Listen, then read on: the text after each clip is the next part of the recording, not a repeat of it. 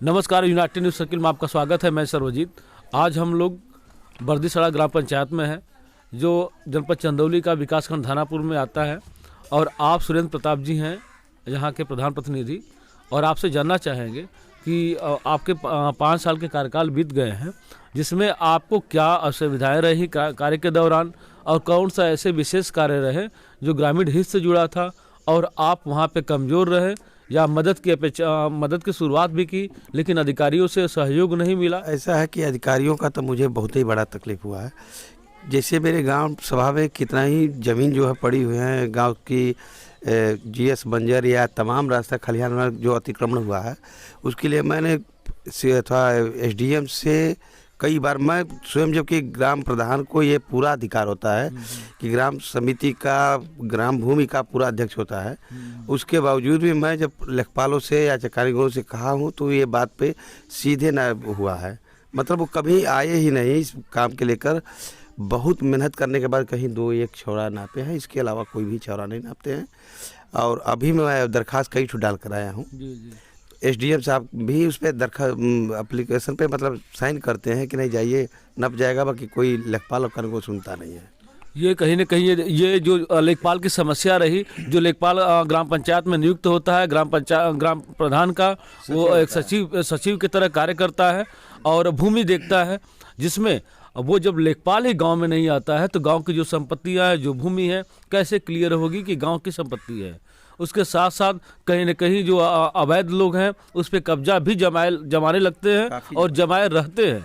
इसमें लेखपाल पूर्णतः दोषी है। समय तब आता है जब कोई प्रभावी व्यक्ति जो सरकार के यहाँ बैठता हो, इन अधिकारियों के यहाँ संबंध रखता हो, उसके आने के दौरान अगर वो कार्य कराता है तो किसी के घर गिरते हैं महोदय।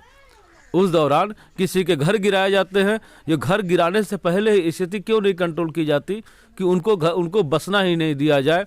सरकारी संपत्ति है, ग्राम प्रधान उसका अध्यक्ष होता है तो उसको वो देख रेख में रहेगा। ग्राम प्रधान तो उसी गांव में रहता है, लेकिन भूमि के बारे में ग्राम प्रधान को पूरी जानकारी नहीं हो पाती कि क्या है, कितने हैं, कहां से लेकर कहां तक है। ये तो जिम्मेदारी लेखपाल की होती है, समझाने की और बताने की और दिखाने की। मैं कई बार कहा हूँ, नापने के बाद अगर एक आख छौरा नापा तो लेखपाल पैसा के लिए अड़ता है, जैसे कि किसी का निजी संपत्ति नाप रहा है, जबकि उसकी कौन सा लेखपाल है आपका, क्या नाम है? मेरा लेखपाल है नंदलाल राम है। नंदलाल राम। ये पैसे मांगते हैं? पैसे बराबर मांगते हैं, जब भी आते हैं। काम एक भी नहीं करते, उनको करने तो आता ही नहीं है एकदम। मतलब पढ़े लिखे काफ़ी हैं, उसके बावजूद भी काम करने की जगह तो मैंने उनको एक भी जानकारी, मैं कहीं बाहर के लेखपाल मांगा तो मैं आपकी साल में पैमाइश करवाया। बात बाहर की नहीं है, बात बाहर के लेखपाल की नहीं है। अगर लेखपाल की मानसिकता बेहतर होगी, अधिकारी तहसील में बैठे बेहतर होंगे, ये समस्या नहीं आएगी। अगर अधिकारी नहीं सही होते हैं तो ये समस्या जरूर बनी रहती है। उसके साथ साथ और कोई समस्या ग्राम पंचायत में है जो आप चैनल के माध्यम से दिखाना चाह रहे हैं अधिकारी? तो ऐसा है कि देखिए, समस्याएं तो बहुत हैं।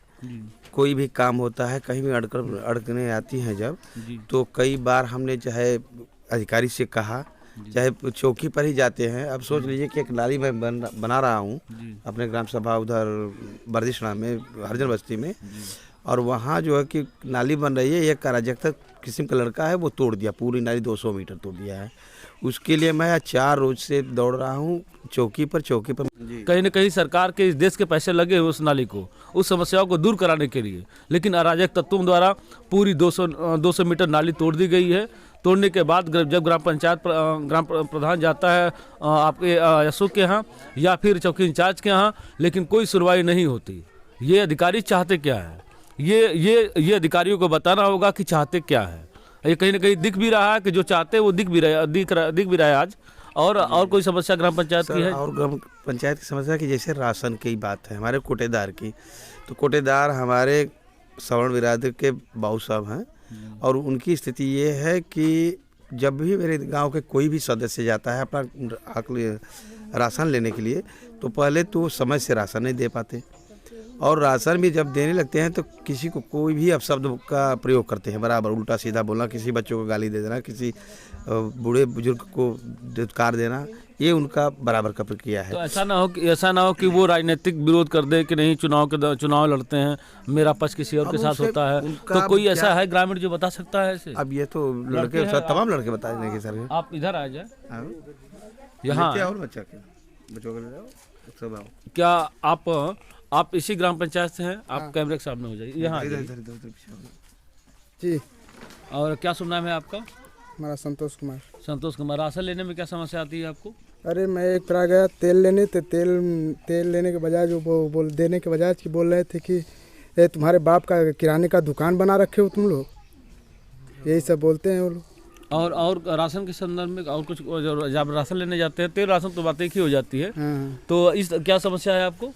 आप लोग राशन उठाने जाते हो या फिर किसी के कही हुई बातों को आप रख रहे हो? ग्राम प्रधान के कहने पे आप ऐसा कर रहे हो? राशन आने हम जाते हैं, हमेशा जाते हैं राशन लेने। जब भी जाते हैं, अगर घर पे रहते हैं 10 बजे 9 बजे जाते हैं, कहते हैं कितने टाइम को आना, इतने टाइम को जाते हैं तो कहते हैं कि रुको, तो 1 घंटा, आधा घंटा, 2 घंटा रुक जाते हैं। उसके बाद फिर जाते हैं बुलाने के लिए, आ जाते हैं। लोग कह रहे हैं कि लोग को जुड़ जाने दो तो फिर आऊँगा तो दूँगा। तो इसके लिए जब आते हैं लोग तो जाते हैं बुलाने के लिए, तो कहते हैं कि अबे रुको कि तुम्हारे बाप का है कि फिर जाऊँ तुरंत राशन दूँ, तुम्हारा काम है कि फट आओ, एक आदमी आओ और देते रहूँ, तो सबको गुलिया जाने दो तो दूँगे। फिर उसके बाद गाड़ी पकड़ उल्टा फुल्टा। क्या उस समय गोलियां नहीं रहते हैं व्यक्ति? गुलिया रहते हैं व्यक्ति, कहते हैं कि 2-4 जने को नहीं देंगे। जब परेशान करते हैं कि मतलब ज़्यादा आदमी आ जाएंगे तभी, हाँ, जब अगर ज़्यादा आदमी आ जाते हैं, अरे दूरे रहो, तो उल्टा फुल्टा भी बोल देते हैं कि मतलब कि ऐसे प्रेशर जैसा क्या कर रहे हैं आप? थोड़ा सा आप बताइए। उनकर घर छुअला, हाँ। कल पर पानी ना पिए दिहा, घर में बैठा ना दिहा, क्या? केहू के खड़ा ना हो दिहा। कोटेदार वहाँ पे क्या कहते हैं? कोटेदार के घर जाल जी तो कहिया कि लामे रहा लोग, लामे घर छुआला, कल पर पानी ना पिए देता लोग। सरकारी कल है? नहीं, उनके घरे का कल है। मान ला कि जेठ बैसाख में पानी जाता हूँ, आदमी पियासा लो भैया, तो कल बात पी ही ली, तो पानी पिया ना देता लोग, छूत लगा लोग के। और झिनझिनैया लोग ऐसा कि बुझाए कि कौन प्रेम भावना लोग के अंदर है। चलिए, मतलब कहीं ना कहीं ये भी जातिगत समस्या भी बनी हुई है, और ये जातिगत समस्या बिल्कुल मानव सभ्यता, मानव समाज में नहीं होनी चाहिए। और कोई समस्या है ग्राम पंचायत की जिसको आप रखना चाह रहे हैं? हाँ सर, ये है कि जैसे मेरे यहाँ आंगनबाड़ी 2 है, आंगनबाड़ी 2 है, और दोनों आंगनबाड़ियों का एक फर्स्ट आंगनबाड़ी टीकापुर पड़ता है और दूसरा मुख्य गांव बर्दीसड़ा में। कार्यकर्ती वहाँ के एक ब्राह्मण समाज की हैं और यहाँ एक हरिजन समाज की लड़की। यहाँ तो आंगनबाड़ी सुचारू रूप से सही तैयार हो गया, बन भी गया है। वहाँ का आंगनबाड़ी मैं प्रस्ताव डाला था हरिजन बस्ती बर्दीसड़ा में, जबकि वहाँ के छोटे छोटे बच्चे 2 किलोमीटर स्कूल विद्यालय मेरा पड़ता है वहाँ से, और छोटे छोटे बच्चे जो है 3 साल से 5 साल के बच्चे मात्र छोटे होते हैं। बीच में तालाब, बहुत बड़ा तालाब है, करीब 9-10 बीघे का, उसको पार करके विद्यालय मिलता है मेरा। मैं वहाँ आंगनबाड़ी बनवाना चाह रहा था। सांसद जी के दबाव से, इतना बड़ा दबाव पड़ा सांसद जी का कि मुझे वहाँ ब्राह्मण समाज के लोग बराबर इतना वीडियो को इतना दबाव डाले कि कम से कम 50 ठे सांसद के यहाँ मतलब एप्लीकेशन आए मेरे खिलाफ कि प्रधान जो है जबरदस्ती जो है आंगनबाड़ी हरिजन बस्ती में बनवा रहा है, जबकि इस विद्यालय पर बनवाना चाहिए। वो हुआ क्या कि वो विद्यालय लास्ट में न्यू खुद ही कई अथवा उसको गांव सभा की ज़मीन पे जो प्रस्ताव था उसको रद्द करके फिर विद्यालय पर ही आंगनबाड़ी मुझे बनवाना पड़ा। वो आंगनबाड़ी बन भी चुकी है। कहीं न कहीं आंगनबाड़ी का कार्य तो पूर्ण हो गया, हाँ, लेकिन एक समस्या रह गई, जिस समस्याओं को ध्यान में रखकर आंगनबाड़ी की मांग की गई थी, प्रस्ताव दिया गया था कि यहाँ बनवाया जाएगा। तो ये जो समस्या है बच्चों की, छोटे छोटे नवनिहालों की, जो वहाँ 2 किलोमीटर दूर जाना पड़ रहा है, ये समस्या दूर होगी। लेकिन आज आंगनबाड़ी बनने के बाद भी वो समस्या बनी रही। बहुत बहुत धन्यवाद।